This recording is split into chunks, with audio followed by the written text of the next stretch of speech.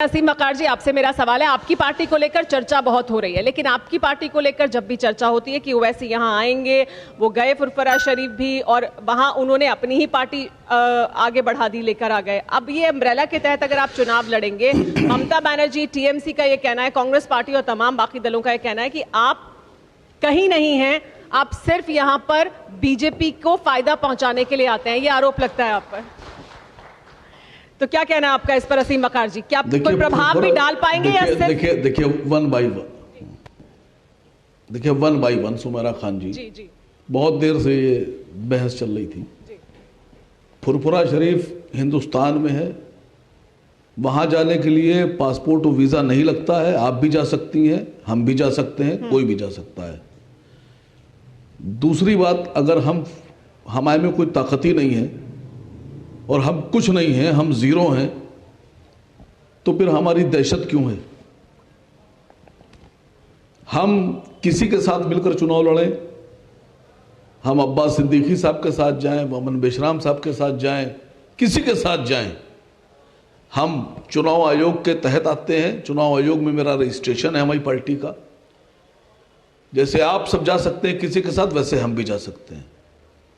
सबसे पहले जो अहम बात, अभी तथागत राय जी से बात आप कर रही थी, नहीं, उन्होंने कहा कि इमामों को तनख्वाह, सुनिए जी बोलिए।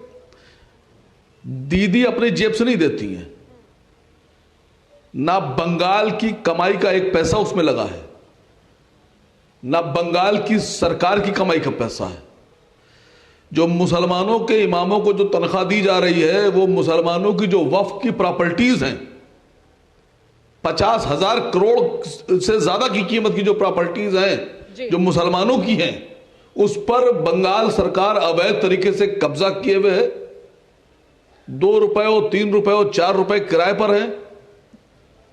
ठीक है, अगर आप असीम मकार जी, ठीक है, तो वो पैसा दिया जा रहा है, ठीक है असीम मकार जी, लेकिन असीम मकार जी, असीम मकार जी, मेरा सवाल बोल लेने दीजिए। सर, आपने अभी बात रखी, आपने कहा कि क्यों आप पर सवाल उठता है। क्या इस वजह से उठता है क्योंकि बिहार में आपको सीटें मिली और सरकार एक बनने से रह गई, तो क्या खेल बिगाड़ेंगे ज्यादा, बनाएंगे कम, ये सवाल उठता है? बाकी राजनीतिक दल सवाल उठाते हैं, राजनीतिक चर्चा है, इसलिए सवाल है।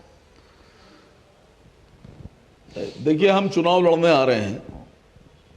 जिस तरह से दीदी बंगाल से निकलकर बिहार चुनाव लड़ने जाती हैं, जिस तरह दीदी बंगाल से निकलकर दिल्ली चुनाव लड़ती हैं, कर्नाटक का चुनाव लड़ती हैं, आंध्रा में चुनाव लड़ती हैं, गुजरात में चुनाव लड़ती हैं, उत्तर प्रदेश में चुनाव लड़ती हैं, तो दीदी को यह हक है, दीदी चुनाव लड़ सकती हैं।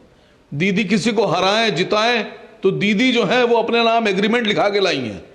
और अगर असद ओवैसी साहब बंगाल में चुनाव लड़ने जाते हैं तो दीदी को तकलीफ, दीदी ने परमिशन ली थी आंध्र प्रदेश में चुनाव लड़ने से पहले।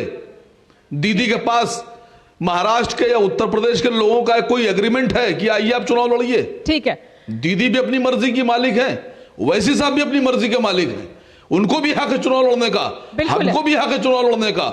इसमें आपको इतराज क्या है? ठीक है, हमारे साथ अगर आपको लगता है कि आप चुनाव हमारी वजह से हार जाएंगे, हाँ, क्या हार जाएंगी? आपको लगता है चुनाव आप हमारी वजह से हार जाएंगे, क्या हार जाएंगी? तो आप चुनाव के बाद पछताएंगे, तो चुनाव से पहले आप सही फैसला लीजिए। आपको कौन रोके हुए है? किसने आपसे मना किया है कि आप चुनाव आप अकल लगा के लड़िए? ठीक है। TV9 भारतवर्ष और TV9 बांग्ला प्रस्तुत करते हैं पश्चिम बंगाल चुनाव पर सबसे बड़ा conclave, what Bengal thinks today. देखिए 30 जनवरी दिन भर